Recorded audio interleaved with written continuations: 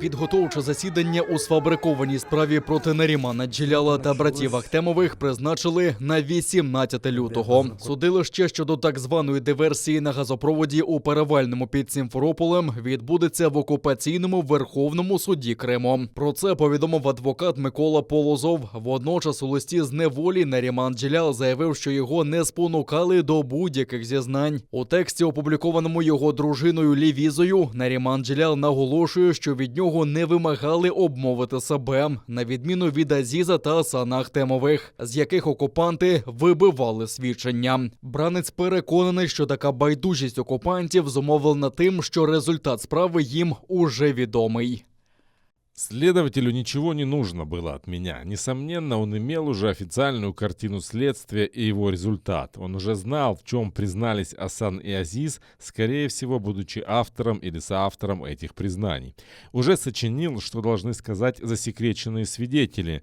Мелкие шероховатости поручили устранять уже другому следователю, чтобы дело приобрело более-менее приличный вид и чтобы беспринципный судья-преступник принял, сымитировав правосудие, запланированное решение. В аналогичной ситуации оказался Раиф Февзиев, с которым мы тесно познакомились в ходе следствия и ознакомления с материалами наших дел. Раиф – религиозный деятель, человек, любящий нашу землю, народ, его культуру и язык. Выходит, что следователям по заказным уголовным делам и не нужно слышать некоторые ответы. Их не интересует истина. Они лишь добровольные винтики в государственном репрессивном механизме, цель которого – наказать неугодных людей. 1000 тонн оборонної зброї і обладнання. Саме стільки вже доставили в Україну міжнародні партнери. Про це повідомив міністр закордонних справ України Дмитро Кулеба. За його словами, рекордні обсяги підтримки посилюють позиції України за столом перемовин. А ключовою темою міжнародної політики нині є не допустити чергову хвилю війни Росії проти України. Ми перебуваємо на постійному зв'язку з партнерами та продовжуємо консолідувати міжнародну коаліцію на підтримку України. Завдяки цій роботі сьогодні Україна отримує посилену політичну, безпекову та економічну підтримку. Її загальний обсяг за ці тижні та місяці перетнув позначку у $1,5 мільярди. А обсяги доставленої до України оборонної зброї та військового обладнання – загальну вагу в понад 1000 тонн. З главою МЗС Німеччини міністр закордонних справ Дмитро Кулеба порушуватиме питання військових постачань до України, а саме про дозвіл ФРН на постачання зброї до України як своєї, так і третіх країн, яким потрібен дозвіл Німеччини. До сьогодні ця країна забороняє відправляти до України військове обладнання. Ми вважаємо ці пояснення стосовно України несправедливими. Ми вважаємо, що є тут можливість для є більш широкий простір для дій Німеччини, але ми маємо поважати позицію держави. Утім, це не означає, що ми не повинні з нею працювати. Тому ми, безумовно, будемо і надалі працювати з Німеччиною з цього питання. Стоїмо пліч-опліч з Україною та Путін – кривавий убивця. Світове українство та небайдужі в багатьох країнах вийшли на акції солідарності з Україною та проти російської агресії. Протестували у 13 містах Канади, 3 федеральних землях Німеччини, а також у Сполучених Штатах, Грузії та інших державах Європи, Америки та Азії. Представники української та білоруської громад, а також інші активісти вийшли до стін Європарламенту у Брюсселі з протестом проти російської агресії. На знак солідарності вони тримали синьо-жовті та національні білоруські біло-червоно-білі стяги. В поддержку Украины встаем. Что вас привело? Ну как, сочувствие к людям меня привело, и чувство несправедливости абсолютной и полного несогласия с тем, что моя страна творит уже сколько лет. Сотні людей вийшли на площі німецьких Дрездена, Дюссельдорфа та Мюнхена. Організували акції українські громади Німеччини. До них долучились білоруси, грузини та самі німці. Учасники акції нагадали, що внаслідок російської агресії загинуло більше 13 тисяч українців. Люди закликали німецький уряд допомогти Україні оборонною зброєю та усім можливим для стримування російської агресії. Зараз існує велика загроза того, що Росія нападе на Україну, і багато європейських країн та Сполучені Штати об'єднуються, щоб допомогти Україні. I am here to show support for Ukraine. Я тут, щоб підтримати Україну. Америка підтримує Україну. Я знаю Україну і був в Україні у 2014 році. In Ukraine since 2014. У канадському Торонто зібралися біля Генерального консульства Росії. Чимало людей пішли на протест на заклик Конгресу українців Канади. Україна має бути вільна, має бути незалежна, що Росія має вийти з східної України і вийти з Криму, що Крим – це Україна. Ви, мабуть, бачите ті написи за мною, всі так тут відчуваються, канадці вас підтримують. Прошу вас, далі працюйте, дайте відстояти свої права. Чи ви в Україні, чи ви в Україні, чи ви де-небудь в світі. Прошу вас, обстоїти українську незалежність і бути сильні. І колись Україна знову буде вільна, і Крим буде знову з України. Слава Україні! Сотні іноземців вийшли з міжнародним маршем єдності за Україну у середмісті Києва. Британці, шотландці, німці, ірландці, французи та інші іноземці, які мешкають в Україні, крокували зі своїми національними прапорами від пам'ятника Тарасу Шевченку до Майдану Незалежності.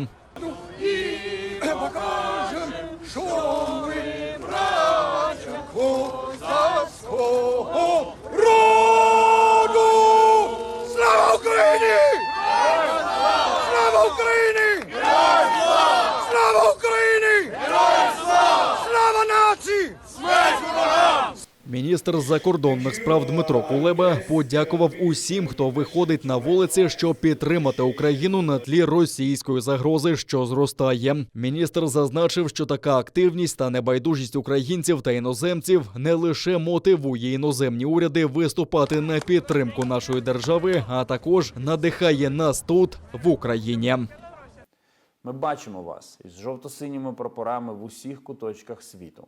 В Європі, Північній Америці, Азії та інших регіонах. Ваша активність та небайдужість не лише мотивує іноземні уряди виступати на підтримку нашої держави. Вона також надихає нас тут, в Україні. Це свідчення, що у такий непростий час весь український народ як один на рідній землі та в далеких світах об'єднаний у спільній боротьбі за суверенітет і територіальну цілісність України. У закликах до світу твердо стояти пліч-опліч з Україною та стримувати Російську Федерацію від втілення будь-яких агресивних намірів.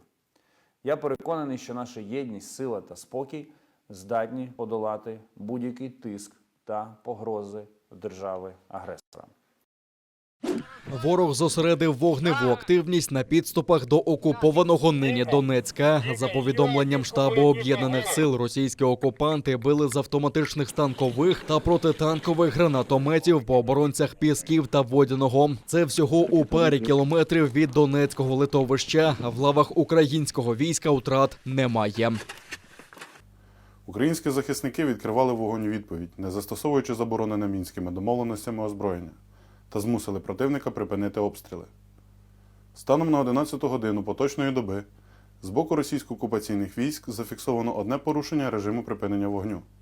Поблизу Пісків противник вів вогонь зі стрілецької зброї. Втрат серед військовослужбовців Об'єднаних сил внаслідок дії ворога немає. Завдяки зусиллям наших воїнів рубежі українських підрозділів залишилися незмінними. Контррозвідники СБУ затримали топографа, яка креслила для окупантів позиції українського війська. За даними спецслужби, жінку-учасницю ворожої агентурної мережі затримали на Донеччині, коли вона їхала за новими вказівками та грошима. Її у 2020 році завербував знайомий, який раніше пішов служити окупантам. Її куратором був заступник начальника відділу контррозвідки окупантів Донеччини. Він також перебуває у розшуку за дезертирство. Жінці доручили збирати дані про місця дислокації підрозділів бригади Збройних сил України біля Гранітного. Шпигунка заявила, що погодилася на співпрацю з окупантами з ідейних міркувань. Жінку взято під арешт, їй загрожує до 15 років за ґратами. Маючи освіту топографа гірничої промисловості, зловмисниця професійно відображала позиції українських військових на картах-схемах місцевості. Інформацію вона передавала куратору електронними каналами зв'язку. Дані щодо озброєння та військової техніки з ЗСУ, які вона передавала, становлять загрозу державному суверенітету, територіальній цілісності та обороноздатності України.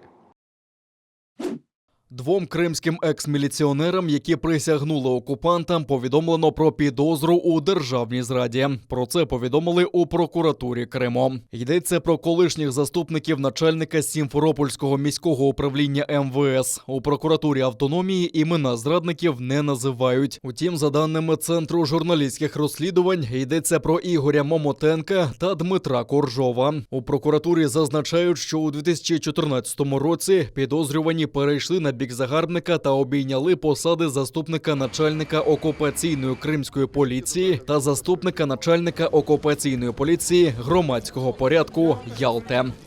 Своїми діями та рішеннями правоохоронці сприяли становленню окупаційної адміністрації Росії шляхом безпосередньої участі в роботі незаконно створених правоохоронних органів, а також надавали допомогу представникам держави-окупанта у проведенні підривної діяльності проти України. Понад 23 тисячі нових хворих на коронавірус за минулу добу зафіксували на вільній території України. Але цей показник невдовзі може зрости до 60 тисяч нових хворих за добу. Зростання триває 4 тижні поспіль і може зупинитися лише у березні. Відповідно до наших прогнозів, у найближчі 2 тижні ця цифра ще може зрости – до 60 тисяч осіб на добу. Враховуючи досвід інших країн, де від початку зростання захворюваності до піку проходить близько 1 місяця, а в Україні зростання триває вже 4 тижні поспіль, на наступному 5-му тижні також очікується зростання кількості випадків коронавірусної хвороби. А уже із 7-го тижня 2022 року захворюваність, ймовірно, почне стабілізуватись та знижуватись. Така кількість хворих в Україні через штам Омікрон, пояснюють у МОЗі, але він не такий агресивний, як Дельта. Через це менше госпіталізацій та смертей. За минулу добу від COVID-19 померло 115 людей. Вчора в Україну прибуло 60 тисяч курсів препарату Молнупіравір, призначеного для лікування COVID-19. Молнупіравір – це противірусний препарат прямої дії, який запобігає розмноженню вірусу та знижує ризик важкого перебігу хвороби. Препарат випускається в формі пігулок, не має особливих вимог зберігання і його зручно приймати. Зараз ці ліки допоможуть нам у боротьбі з COVID-19 та збережуть життя пацієнтам із груп ризику. Тим часом вже майже 15 мільйонів українців зробили 2 щеплення від коронавірусу. За останній тиждень найбільшу кількість щеплень зробили на Харківщині, Києві, а також Луганщині, Полтавщині та Рівненщині. Найнижчі показники на Івано-Франківщині, Волині, Чернігівщині, Хмельниччині та Житомирщині. Бустерну дозу вже отримали понад 450 тисяч українців. Тим самим вони посилили свій захист від тяжкого перебігу хвороби. Тенденція до госпіталізації залишається незмінною. Майже всі, хто перебуває на лікарняних ліжках, особливо на реанімаційних, не вакциновані. Не позбавляйте себе можливостей бути здоровими. Вакцинуйтесь та допоможіть цим самим нашим медикам, які продовжують рятувати життя хворих українців. Зараз Міністерство охорони здоров'я розглядає можливість скорочення терміну самоізоляції при захворюванні на ковід. Інкубаційний період при новому штамі Омікрон коротший, ніж у Дельта. Він становить близько 3 діб, тоді як при Дельті було до 7 днів. Самоізоляцію планують скоротити до 10 діб для безсимптомних випадків і 13 для інфікованих із симптомами. А в окупованому Криму зафіксували 1373 нових випадки COVID-19.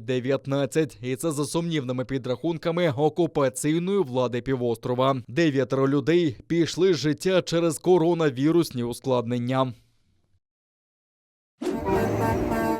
У столиці Канади запровадили режим надзвичайного стану через протест далекобійників. Сюди з усієї країни з'їхалися водії вантажівок, які возять товари за кордон до США. Вони не задоволені тим, що їм запровадили обов'язкову вакцинацію. Уже майже 2 тижні вони блокують чимало міських вулиць та постійно сигналять. Кажуть, що їхня акція безстрокова. Назвали її «конвоєм свободи». Тепер його вимоги політичніші. Багато хто виступає проти уряду Джастіна Трюдо. Сам прем'єр назвав протестувальників маргінальною меншістю, проте виключив ймовірність того, що для їхнього розгону залучать армію. Наразі Трюдо із родиною в ізоляції, оскільки у нього виявили ковід. Але де саме вони перебувають, невідомо. Свою квартиру у центрі Оттави вони залишили з міркувань безпеки. Проте протести проходять мирно. Учасники організували розваги для дітей та дорослих, а також роздають їжу та напої. В лютому в Оттаві протестувало близько 5 тисяч людей. Я тут, щоб заявити, що невакцинованих громадян уже 2 роки цькують. Це суперечить свободі слова в Канаді. Не можна цього робити, бо деякі люди слухають ці образи на адресу невакцинованих і повторюють це в соціальних мережах. Поліція в Оттаві обіцяє штрафувати кожного, хто надаватиме протестувальникам хоч якусь матеріальну допомогу, наприклад, забезпечуватиме їх бензином. Проте далекобійники кажуть, що їхати не планують і що обмеження якось намагатимуться обійти. При цьому платформа збору коштів GoFundMe під тиском канадського уряду заблокувала сторінку, на якій збирали кошти на підтримку протестувальників. Було зібрано $10 мільйонів. Спочатку платформа хотіла віддати їх на доброчинність, але пізніше пообіцяла повернути усі кошти відправникам. Протести проходять і в інших містах, включаючи Торонто, Квебек та Вінніпег. За багаторічну правозахисну діяльність та боротьбу з тоталітарним комуністичним режимом, включаючи підтримку національно-визвольних рухів народів Східної та Центральної Європи, президент Польщі Анджей Дуда присудив високі державні нагороди лідерам кримсько-татарського народу. Про це повідомив голова Меджлісу Рефат Чубаров. Лідер кримсько-татарського народу та народний депутат України Мустафа Джемілєв нагороджений Великим Хрестом ордена заслуг перед Республікою Польща. Цей орден є найвищою нагородою за визначні заслуги у зміцненні міжнародного співробітництва та розвитку взаємин між народами. Заступнику голови Меджлісу Ільмі Умєрову присуджено командорський хрест ордена заслуг перед Республікою Польща. Офіцерським хрестом ордена заслуг перед Республікою Польща відзначено політв'язня часів СРСР, активіста Кримсько-татарського національного руху Синавєра Кадирова, а також члена Меджлісу, редактора газети «Авдет» Шевкета Кайбулаєва. Указ про нагородження було підписано 3 грудня 2021 року.